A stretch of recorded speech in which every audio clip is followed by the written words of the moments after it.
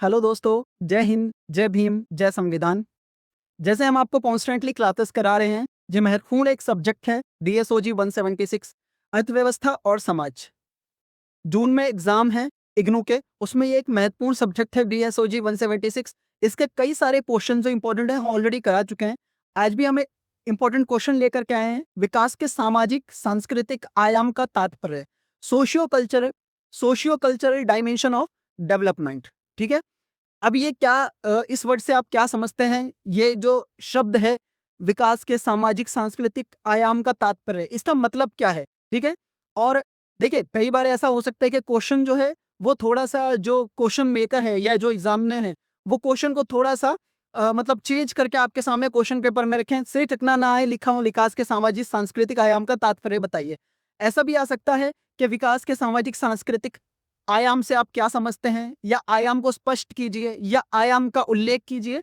किसी भी तरीके से एग्जामिनर आपसे यह सवाल पूछ सकते हैं, पर आपको मालूम होना चाहिए कि ये जो सवाल है, ये जो क्वेश्चन है, विकास के सामाजिक सांस्कृतिक आयाम का तात्पर्य, ये मतलब एक्चुअल में है क्या? इसको समझने के लिए इसको पढ़ना पड़ेगा हमें। किसी समाज की संरचना मूल्यों, विश्वासों और रीति रिवाजों में होने वाले उन परिवर्तनों से है जो लोगों की क्षमता, जीवन की गुणवत्ता और आकांक्षाओं को बढ़ाते हैं। ठीक है। आर्थिक विकास के साथ साथ ये सुनिश्चित करता है कि समाज में मानवीय गरिमा, न्याय और समानता कायम रहे। ठीक है। मतलब देखिए, विकास तो होना चाहिए, विकास तो जरूरी है जीवन के लिए, विकास सभी का होना चाहिए। अगर जिस भी मतलब के जो भी डेवलपमेंट है, जो भी चीजें हैं, वो कॉन्स्टेंटली चलती तो रहनी चाहिए, लेकिन समाज के अंदर क्या होना चाहिए? मानवीय गरिमा और न्याय और समानता कायम रहे। ऐसा नहीं है कि मतलब कि किसी के लिए विकास किया जा रहा है और किसी के लिए बिल्कुल विकास नहीं किया जा रहा है। जैसे अगर मान लीजिए कि भाई कोई किसी मतलब के ग्रुप को धर्म के नाम पर या जाति के नाम पर या कबीले के नाम पर उसको साइड कर दिया और बाकी लोगों के लिए विकास किया जा रहा है, ये विकास का तरीका नहीं है। ठीक है।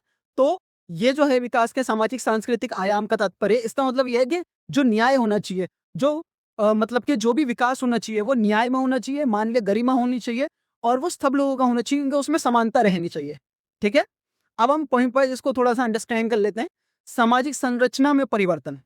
ठीक है। पारंपरिक समाजों में अक्सर जाति, धर्म या लिंग के आधार पर भेदभाव होता है।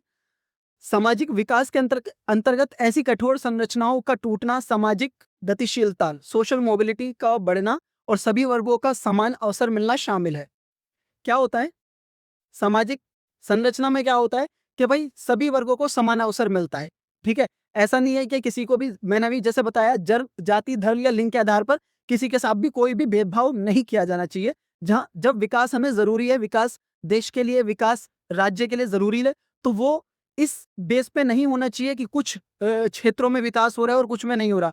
सभी को बराबर अधिकार मिलना चाहिए, विकास का हक सबको है, सभी लोगों के लिए जरूरी है। ठीक है। तो सभी लोगों को उसमें विकास से फायदा पहुंचना चाहिए। शिक्षा और जागरूकता। सांस्कृतिक विकास का मुख्य आधार शिक्षा है। यह लोगों की सोच, रूढ़ियों और परंपराओं के प्रति उनके दृष्टिकोण में वैज्ञानिक और तार्किक बदलाव लाती है। ठीक है। शिक्षा से क्या होता है? अगर शिक्षा है, सांस्कृतिक विकास में क्या है? शिक्षा है। ये लोगों की जो पुरानी सोच होती है, रूढ़िवादी जो सोच है और परंपराएं जो बहुत टाइम से चल रही हैं, उनके दृष्टिकोण में वैज्ञानिक तौर पर तार्किक बदलाव आता है। ठीक है। अब वो क्या है कि एक वैज्ञानिक तौर पर सोचते हैं चीजों को। ठीक है। साइंटिफिकली लोग सोचना चालू कर देते हैं अगर शिक्षा है। ठीक है। क्योंकि अगर शिक्षा नहीं है तो लोग क्या है कि पुरानी जो रूढ़िवादी सोच है उसमें ही जीते रहते हैं। ठीक है। तो ऐसा नहीं करना है। शिक्षित समाज बेहतर जीवन स्तर, स्वास्थ्य और अपने अधिकारों के प्रति अधिक जागरूक होता है। ये तो हर कोई जानता है। देखो, जो शिक्षित समाज है, जो इंसान पढ़ा लिखा है, समझदार है, वो क्या है कि वो अपने अधिकारों को अच्छे से समझेगा, स्वास्थ्य को अच्छे से बेहतर तरीके से समझ पाएगा, अपने बॉडी को अच्छे से अंडरस्टैंड कर पाएगा और जागरूक रहेगा। ठीक है। इसके साथ क्या है? लैंगिक समानता और महिला सशक्तिकरण। ये देखिए, एक ये महत्वपूर्ण पॉइंट है, इसको अच्छे से आप देखिएगा। किसी भी समाज के विकास का सही आकलन महिलाओं की स्थिति से किया जाता है। भाई, अगर मान लीजिए किसी भी समाज में अगर महिलाओं को दबाया जा रहा है, या महिलाओं को आगे बढ़ने का मौका नहीं मिल रहा है, या आगे बढ़ने में रोका जा रहा है, तो वो बेहतर समाज नहीं है। बेहतर समाज वो है जो महिलाओं को प्रोत्साहित करता है, जो महिलाओं को आगे बढ़ाता है। हर जगह महिलाओं की एक मतलब के एक उनका रोल होना चाहिए।